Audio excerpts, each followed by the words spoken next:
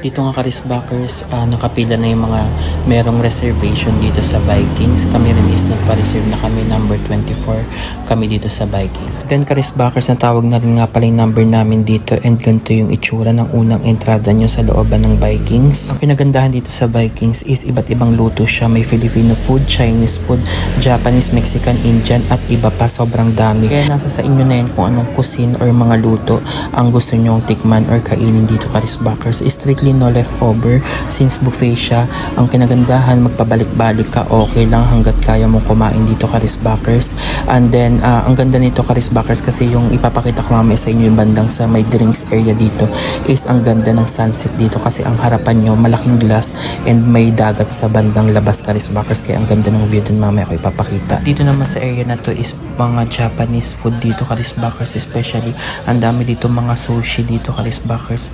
Ang kinagandahan, mamimili ka na ng mga flavor ng sushi dito and nakakatuwa yung sushi on the boat nila dito. Nasa boat siya Karisbakers and iba-iba ang mga flavor dito, kaya kayo na lang yung mamimili dito Karisbakers.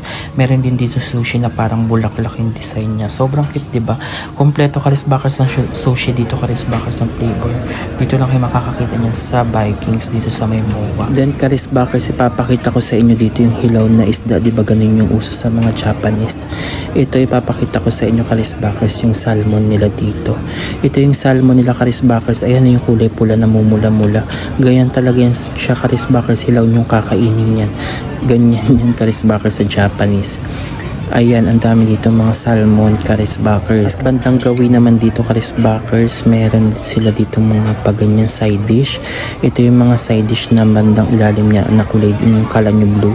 Lights lang na blue yun Karisbakers, mga yellow ang nakalagay dyan kasi yan yung mga side dish nila dito Karisbakers. Ayan siya, ganyan siya Karisbakers. After natin dito sa area na to Karisbakers, pupunta tayo sa may Filipino food Karisbakers banda.